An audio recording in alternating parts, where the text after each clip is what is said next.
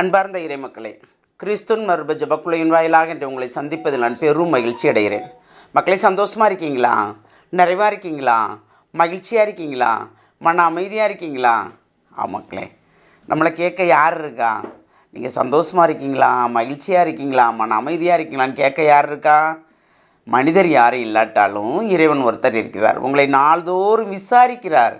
ஏன் கவலையோடு இருக்க? எதுக்கு கவலையோடு இருக்க? நான் உன் கூட இருக்கேன், நீ எதுக்கு பயப்படுற? அப்படிங்கிற மாதிரி அவர் ஒவ்வொரு நாளும் நமக்காக ஒவ்வொரு நாளும் ஒரு விடியலுக்கு தந்து நமக்கு விடியலை தந்து நம்மளை வழிநடத்துவதற்காக நம்மளோடு இருக்கிறார் இல்லையா? இப்போ இன்றைக்கி அவர் நமக்கு என்ன இறைவார்த்தை தருகிறார் பார்ப்போமா? திருத்தூதர் பவுல் எபிரேயருக்கு எழுதிய திருமுகம் அதிகாரம் 2 இறை வார்த்தை 1-4 முடிய. எனவே நாம் கேட்டறிந்த செய்தி நின்று வழுவி விடாதிருக்குமாறு மிகவும் எச்சரிக்கையாக இருக்க வேண்டும். ஏனெனில் வானதூதர் வழி எடுத்துரைக்கப்பட்ட செய்தி உறுதியாயிருந்தது.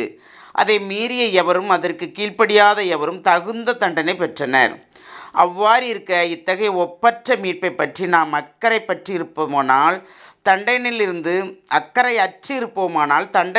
எப்படி தப்பிக்க முடியும்? இம்மீட்பு செய்தியை முதலில் அறிவித்தவர் ஆண்டவரே. இதை கேட்டவர்களும் இதனை நமக்கு உறுதிப்படுத்தியுள்ளனர். கடவுளும் அடையாளங்கள், அரும் செயல்கள், பல்வேறு வல்ல செயல்கள் மூலமாக தம் திருவுளப்படி தூய ஆவின் கொடைகளை பகிர்ந்தளித்ததன் மூலமாக இதற்கு சான்று பகிர்ந்துள்ளார். Praise the Lord. ஏனென்றால் நாம் கடவுளோடு இணைந்து நடக்கும்போது அவர் ஒவ்வொரு முறையும் நம்மளை வழிநடத்துகிறார். ஏனென்றால் அவருக்கு என்ன வேணும்? கீழ்ப்படிதல் வேணும். அவருக்கு நாம் செவிசாய்க்க வேண்டும். நாம் செவிசாய்க்கிறோமா? ஏனென்றால் கிறிஸ்துவிடம் இருந்து தான் நமக்கு மீட்பு வருது. அவர் தான் நமக்கு எல்லாமே செய்கிறார் இல்லையா? என்ன வேணும் உனக்கு அப்படின்னு கேட்குறவர் அவர் மட்டும்தான். மற்ற யாரும் கேட்பாங்களா? கேட்க மாட்டாங்க. நம்ம நல்லா இருந்தால் கேட்பாங்க. அது எப்படி கேட்பாங்க? எப்படி இருக்காங்க பாருங்கள், எப்படி இருந்தவங்க எப்படி இருக்காங்கன்னு கேட்பாங்க. ஆனால் என்ன வேணும்னு யாராவது கேட்டிருப்பாங்களா? கேட்க மாட்டாங்க. நாம் பிள்ளைங்களை கேட்போம். பணப்பற்றுவாடா நம்ம கையில் இருந்ததுன்னா அதுக்கு கேட்டிருக்கதை அதுக்கு கீழே, அதாவது இப்போ அதுக்கு ஒரு காஸ்ட்லியாக கேட்டிருக்கோம், நம்மளால் கொடுக்க முடியாது. அதனால் என்ன வேணுமா, இதுதான் பட்ஜெட்டு, இதுக்கு தக்கன கேளுமா அப்படிம்போம். ஆனால் அந்த பிள்ளை கேட்டது, அந்த பையன் பிள்ளையோ அவங்க என்ன நினச்சாங்களோ அதைத்தான் கேட்பாங்க. அப்படி தானே கேட்பாங்க. ஆனால் இறைவன் நமக்கு எது உகந்ததோ அதைத்தான் தருவார். ஆமாம். ஏனென்றால் வானதூதர் வழி எடுத்துரைக்கப்பட்ட செய்தி உறுதியாக இருந்தது. அதை மீறிய எவரும் அதற்கு கீழ்ப்படியாத எவரும் தகுந்த தண்டனை பெற்றனர். என்னென்னா இயேசு வருவார், நம்மளை மீட்க வருவார், நம்ம பாவத்திலிருந்து நம்மளை மீட்டு எடுப்பார், நமக்கு அவர் வாழ்வு தருவார், அதன் மூலமாக நமக்கு மீட்பு கிடைக்கும் என்று சொல்லும்போது அந்த மீட்பின் வாயிலாக தான் நமக்கு எல்லாமே அறிவிக்கப்பட்டிருக்கு இல்லையா? இம்மீட்பு செய்தியை முதலில் அறிவித்தவர் ஆண்டவரே.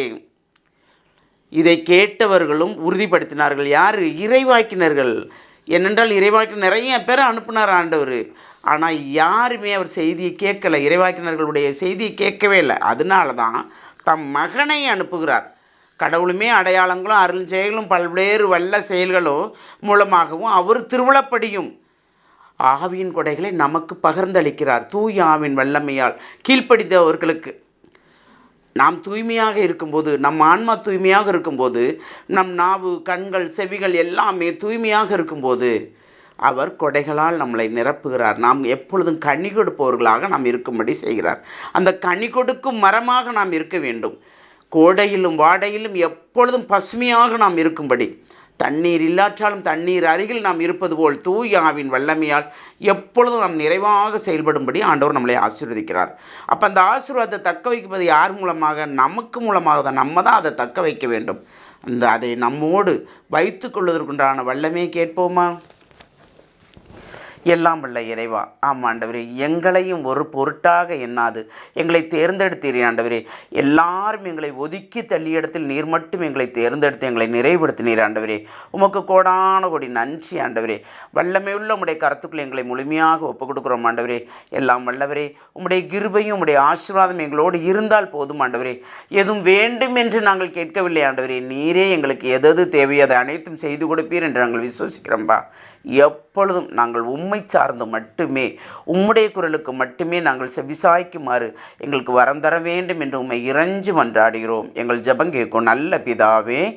ஆமேன், ஆமேன், ஆமேன்.